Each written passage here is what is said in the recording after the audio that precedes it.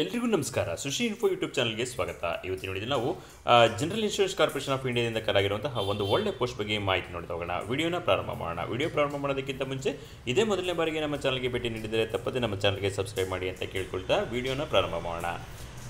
Video notification ಸಿಗ್ತಾ ಇದೆ. General insurance corporation of ಇಂಡಿಯಾದಿಂದ ರಿಕ್ರೂಟ್ಮೆಂಟ್ ಆಫ್ ಸ್ಕಿಲ್ ಆಫೀಸರ್ಸ್ ಅಂತೇಳಿ ಆಫೀಸರ್ಸ್ ಪೋಸ್ಟಿಗೆ ಕಾಲಾಗಿದೆ. ಒಂದು ಒಳ್ಳೆ ನೋಟಿಫಿಕೇಶನ್ ಇದೆ. ಸಂಪೂರ್ಣ ಮಾಹಿತಿನ ನೋಡ್ತಾ ಹೋಗೋಣ.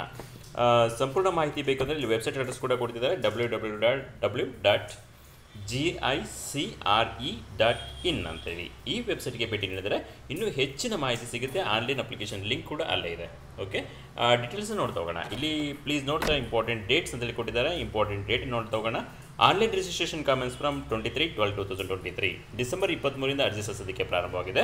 ಈ ಥರ last date for online registration, last date application ಹಾಕೋದಕ್ಕೆ ಲಾಸ್ಟ್ ಡೇಟ್ 12/1/2024 ಜನವರಿ 12, 2024 ಅರ್ಜಿ ಸಲ್ಲಿಸೋದಕ್ಕೆ ಕೊನೆಯ ದಿನಾಂಕವಾಗಿರುತ್ತದೆ. Payment of application fees from 23/12/2023 to 12/1/2024 ಅಂತೇಳಿ ಒಂದು ತಿಂಗಳ ಅಂದರೆ 23 ಡಿಸೆಂಬರ್ 2023ರಿಂದ 12 ಜನವರಿ 2024 ಕೂಡ ಅಪ್ಲಿಕೇಶನ್ ಹಾಕೋದಕ್ಕೆ ಜೊತೆಗೆ ಫೀಸ್ ಕಟ್ಟೋದಕ್ಕೆ ಕೂಡ ಟೈಮನ್ನು ಮತ್ತು ಡೇಟನ್ನು ಕೊಟ್ಟಿದ್ದಾರೆ. Tentative date for online examination ಅಂದರೆ ಆನ್ಲೈನ್ ಎಕ್ಸಾಮಿನೇಷನ್ಗೆ ಒಂದು ಅಂದಾಜು ದಿನಾಂಕ ಕೊಟ್ಟಿದ್ದಾರೆ, ಫೆಬ್ರವರಿ 2024 ಅಂತೇಳಿ. ಫೆಬ್ರವರಿ 2024 ಅದರ ಪರ್ಟಿಕ್ಯುಲರ್ ಡೇಟ್ನ ವೆಬ್ಸೈಟಲ್ಲಿ ಅನೌನ್ಸ್ ಮಾಡ್ತೀವಿ ಅಂತೇಳಿ ಕೂಡ ಕೊಟ್ಟಿದ್ದಾರೆ. The final date examination will be declared on the website ಅಂತೇಳಿ ಕೊಟ್ಟಿದ್ದಾರೆ. Download of call letters for examination commence from ಅಂತೇಳಿ ಅಂದರೆ ಅಪ್ಲಿಕೇಶನ್ ಹಾಕಿ ಎಕ್ಸಾಮ್ ಬರೆಯೋದಕ್ಕೆ ಹಾಲ್ ಟಿಕೆಟನ್ನು ಡೌನ್ಲೋಡ್ ಮಾಡೋದಕ್ಕೆ ಡೇಟನ್ನು ಕೊಟ್ಟಿದ್ದಾರೆ. Around 10 days prior to the date of examination ಡೇಟಿಗೆ 10 ದಿವಸಗಳ ಮುಂಚಿತವಾಗಿ ನಿಮಗೆ ಹಾಲ್ ಟಿಕೆಟ್ನ ಡೌನ್ಲೋಡ್ ಮಾಡೋದಕ್ಕೆ ಅವಕಾಶ ಸಿಗುತ್ತೆ. Online pre recruitment training for SC, ST, OBC, PWD candidate. SC, ST, PWD, OBC ಕ್ಯಾಂಡಿಡೇಟ್ಗೆ ಪ್ರೀ ರಿಕ್ರೂಟ್ಮೆಂಟ್ ಟ್ರೈನಿಂಗ್ ಕೂಡ ಇದೆ. ಆ ಡೇಟನ್ನು will be intimated to the eligible candidate. ಯಾರು ಎಲಿಜಿಬಲ್ ಇದ್ದಾರೋ ಆ ಕ್ಯಾಂಡಿಡೇಟ್ಸಿಗೆ ಪರ್ಸನಲ್ ಆಗಿ ಇಂಟಿಮೇಟ್ ಮಾಡ್ತೀನಿ ಅಂತಲೂ ಕೂಡ ಕೊಟ್ಟಿದ್ದಾರೆ. ಅಂದರೆ ಪ್ರೀ ಎಕ್ಸಾಮಿನೇಷನ್ ಕೋಚಿಂಗಿಗೆ ಇದು ಫ್ರೀಯಾಗೇ ಇರುತ್ತೆ, ಪ್ರೀ ಎಕ್ಸಾಮಿನೇಷನ್ ಕೋಚಿಂಗ್. ಓಕೆ, ಸಂಪೂರ್ಣ ಮಾಹಿತಿನ ನೋಡ್ತಾ ಹೋಗೋಣ. ಇಲ್ಲಿ ಪೋಸ್ಟ್ ಯಾವುದು ಅಂತೇಳಿ ಕೊಟ್ಟಿದ್ದಾರೆ. ಫಸ್ಟ್ ಪೋಸ್ಟು ಸ್ಟ್ರೀಮ್ ಡಿಸಿಪ್ಲಿನ್ ಕೊಟ್ಟಿದ್ದಾರೆ, ನಂಬರ್ ಆಫ್ ವೇಕೆನ್ಸೀಸ್ ಕೊಟ್ಟಿದ್ದಾರೆ, minimum education qualification required from A recognised university and desirable ಅಂತ 4 ಕಾಲಮ್ ಇದೆ. ಇಲ್ಲಿ ಮಿನಿಮಮ್ ಎಜುಕೇಷನ್ ಕ್ವಾಲಿಫಿಕೇಷನ್ ಆಗಿದ್ದರೆ ನೀವು ಅಪ್ಲಿಕೇಶನ್ ಹಾಕಕ್ಕೆ ಸಂಪೂರ್ಣವಾಗಿ ಎಲಿಜಿಬಲ್ ಇದ್ದೀರಾ. ಡಿಸೈರಬಲ್ ಅಂದರೆ ಒಂದು ಅಡಿಷನಲ್ ಕ್ವಾಲಿಫಿಕೇಷನ್ ಅಲ್ಲಿರೋರಿಗೆ ಒಂದು ಪ್ರಿಫರೆನ್ಸ್ ಕೊಡೋದಕ್ಕೆ ಸಾಧ್ಯತೆ ಇದೆ. ಆದರೆ ಮಿನಿಮಮ್ ಎಜುಕೇಷನ್ ಕ್ವಾಲಿಫಿಕೇಷನ್ನೇ ಫೈನಲ್ ಕ್ವಾಲಿಫಿಕೇಷನ್ ನೆನಪಿರಲಿ ನಿಮಗೆ. ಫಸ್ಟ್ ಪೋಸ್ಟ್ ಕೊಡ್ತಾ ಇದ್ದಾರೆ ಇಲ್ಲಿ ಹಿಂದಿ ಅಂತೇಳಿ, ಅದರ 1 ವೇಕೆನ್ಸಿ ಇದೆ. ಇದಕ್ಕೆ post graduation in Hindi with English as one of the subject in graduation ಅಂತೇಳಿ ಕೊಟ್ಟಿದ್ದಾರೆ. ಓಕೆ, MA ಇನ್ ಹಿಂದಿ ಆಗಿರಬೇಕಾಗುತ್ತೆ. ಅದ್ರ ಜೊತೆಲಿ ಗ್ರ್ಯಾಜುಯೇಷನಲ್ಲಿ ಡಿಗ್ರಿಲಿ ಇಂಗ್ಲೀಷ್ ಪಾಸ್ ಆಗಿರಬೇಕಾಗುತ್ತೆ. ಜೊತೆಲಿ 60% ಮಾರ್ಕ್ಸ್ ತೆಗೆದಿರಬೇಕಾಗುತ್ತೆ ಜನರಲ್ ಮತ್ತು OBC ಕ್ಯಾಟಗರಿಯವರು. ಅದೇ ಥರ 55% ಮಾರ್ಕ್ಸ್ ತೆಗೆದಿರಬೇಕಾಗುತ್ತೆ SC ಮತ್ತು ST ಕ್ಯಾಂಡಿಡೇಟ್ ಅವರು ಅಪ್ಲಿಕೇಶನ್ ಹಾಕಿ ಎಲಿಜಿಬಲ್ ಇರ್ತಾರೆ. ಓಕೆ, ನೆಕ್ಸ್ಟ್ ಜನರಲ್ ಅಂತೇಳಿ ಮತ್ತೊಂದು ಪೋಸ್ಟನ್ನು ಕೊಟ್ಟಿದ್ದಾರೆ. ಇದು 16 ಪೋಸ್ಟ್ಗಳಿದೆ. Graduation any discipline with minimum 60% marks for general and OBC candidate and minimum 55% marks for SC and ST candidates ಅಂತೇಳಿ. ಈ ಜನರಲ್ ಅನ್ನೋ ಪೋಸ್ಟಿಗೆ ಗ್ರ್ಯಾಜುಯೇಷನಲ್ಲಿ ಡಿಗ್ರಿ ಪಾಸ್ ಆಗಿರಬೇಕಾಗುತ್ತೆ. ಅದರಲ್ಲಿ 60% ಮಾರ್ಕ್ಸ್ ತೆಗೆದಿರಬೇಕಾಗುತ್ತೆ ಜನರಲ್ ಮತ್ತು OBC ಕ್ಯಾಟಗರಿಯವರು. ಅದೇ ಥರ SC ST ಕ್ಯಾಂಡಿಡೇಟ್ ಆಗಿದ್ದರೆ 55% ಮಾರ್ಕ್ಸ್ ತೆಗೆದಿರಬೇಕಾಗುತ್ತೆ. ಡಿಸೈರಬಲ್ ಕ್ವಾಲಿಫಿಕೇಷನ್ನ ನೀವು ನೋಡ್ಕೋಬೋದಾಗುತ್ತೆ. ನೆಕ್ಸ್ಟ್ ಪೋಸ್ಟ್ ಸ್ಟ್ಯಾಟಿಕ್ಸಿಸ್ ಅಂತೇಳಿ ಅದು 6 ಪೋಸ್ಟ್ ಇದೆ. ಇಲ್ಲಿ graduation statistics with minimum 60% marks for general and OBC and minimum 55% marks for SC and ST. ಇದು ಕೂಡ 60% ಮಾರ್ಕ್ಸ್ ತೆಗೆದಿರಬೇಕಾಗುತ್ತೆ. ಗ್ರ್ಯಾಜುಯೇಷನ್ ಅಂದರೆ ಡಿಗ್ರಿಲಿ ಸ್ಟ್ಯಾಟಿಸ್ಟಿಕ್ಸ್ ಓದಿರೋರು ಈ ಪೋಸ್ಟಿಗೆ ಎಲಿಜಿಬಲ್ ಇದ್ದಾರೆ. 60% ಮಾರ್ಕ್ಸ್ ಆಗಿರಬೇಕು ಜನರಲ್ ಮತ್ತು OBC ಕ್ಯಾಟಗರಿಯವರು. ಅದೇ ಥರ 55% ಮಾರ್ಕ್ಸ್ ತೆಗೆದಿರಬೇಕಾಗುತ್ತೆ ಮತ್ತು SC ಮತ್ತು ST ಕ್ಯಾಂಡಿಡೇಟ್ ಅವರು. Okay, additional qualification post graduation ಅಂತೇಳಿ ಕೊಟ್ಟಿದ್ದಾರೆ. ಅದೇ ಥರ ಎಕನಾಮಿಕ್ಸ್ ಅಂತೇಳಿ ಮತ್ತೊಂದು ಪೋಸ್ಟನ್ನು ಕೊಟ್ಟಿದ್ದಾರೆ. Graduation in economics or econometrics with minimum 60% marks for general and OBC candidates and minimum 55% marks for SC and ST candidate ಅಂತೇಳಿ.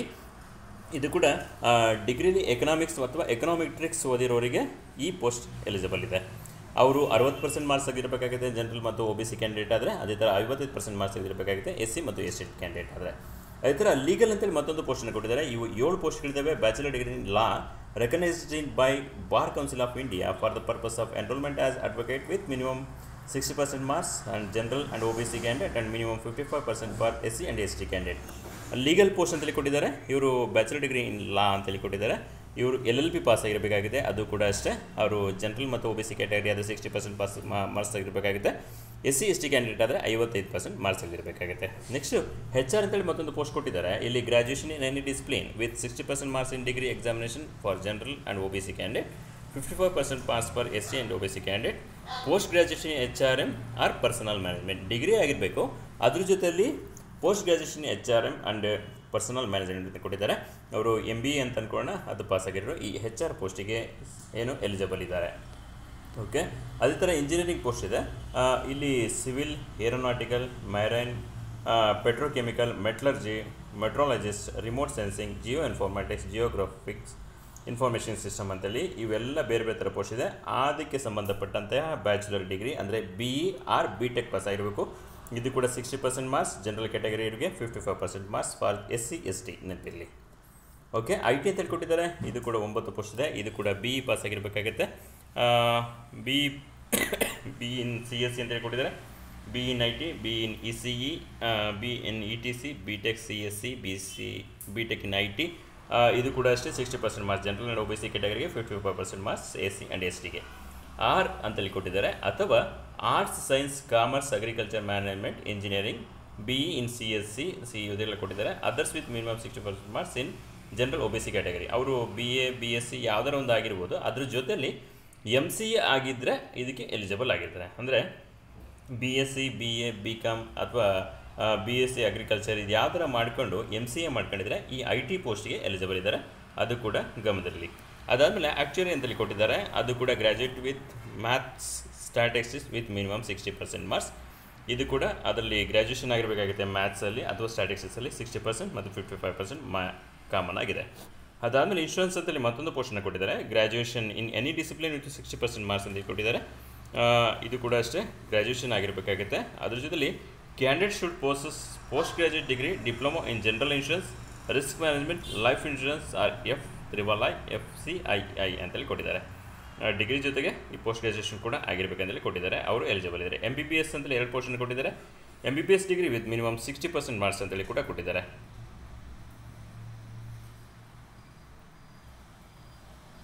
ಓಕೆ, ಈ ಥರ ಒಂದು ಒಳ್ಳೆಯ ಪೋಸ್ಟ್ ಬಗ್ಗೆ ಇಲ್ಲಿ ಮಾಹಿತಿ ಕೊಡ್ತಾ ಇದ್ದಾರೆ. ಅದಾದಮೇಲೆ ಹೈಡ್ರಾಲಜಿಸ್ಟ್ ಅಂತೇಳಿ ಕೊಟ್ಟಿದ್ದಾರೆ. ಹೈಡ್ರಾಲಜಿಸ್ಟ್ ಕೂಡ BSc in hydrology with minimum 60% marks. ಎಲ್ಲದಕ್ಕೂ ಕೂಡ 60% ಮತ್ತು 55% ಮಾರ್ಕ್ಸ್ ಇರಲೇಬೇಕಾಗುತ್ತೆ. ಅದಾದಮೇಲೆ ಜಿಯೋಫಿಸಿಕ್ಸ್ ಅಂತೇಳಿ ಕೊಟ್ಟಿದ್ದಾರೆ. BSc ಇನ್ ಜಿಯೋಫಿಸಿಕ್ಸ್ ಅಂತೇಳಿ ಕೊಟ್ಟಿದ್ದಾರೆ. ಅದು applied geophysics with minimum 60% marks ಅಂತೇಳಿ ಅದು ಕೂಡ ಕಾಮನ್ ಆಗಿದೆ, ನೆನಪಿರಲಿ. ಅದಾದಮೇಲೆ agriculture science, BSc in agriculture science with minimum 60% marks ಅಂತೇಳಿ ಕೊಟ್ಟಿದ್ದಾರೆ. OBC ಮತ್ತು ಜನರಲ್ ಕ್ಯಾಟಗರಿ ಇರುವೆ, ಅದೇ ಥರ 55 marks for SC and ST ಅಂತೇಳಿ. ಅದಾದಮೇಲೆ ನ್ಯೂಟಿಕಲ್ ಸೈನ್ಸ್ ಅಂತೇಳಿ ಕೊಟ್ಟಿದ್ದಾರೆ. ಇದು graduation nautical science with minimum 60% marks, 1 to 55% marks for SC and ST category. Okay, ಅದಾದಮೇಲೆ ಟೋಟಲ್ 85 ಪೋಸ್ಟ್ಗಳಿದೆ. ಎಲ್ಲ ಪೋಸ್ಟು ಸೇರಿ 85 ಪೋಸ್ಟ್ಗಳಿದ್ದಾವೆ. ಇದು ಒಳ್ಳೊಳ್ಳೆ ಪೋಸ್ಟ್ ಆಗಿದೆ, ಆಫೀಸರ್ ಸ್ಕೇಲ್ ಪೋಸ್ಟ್ ಆಗಿದೆ. ಅದು ಕೂಡ ಗಮನದಲ್ಲಿ ಇಲ್ಲಿ ಒಂದು ಒಳ್ಳೆ ಪೋಸ್ಟಿಗೆ ಕಾಲಾಗ್ತಾ ಇದೆ, ನೋಡ್ತಾ ಹೋಗೋದಾಗುತ್ತೆ.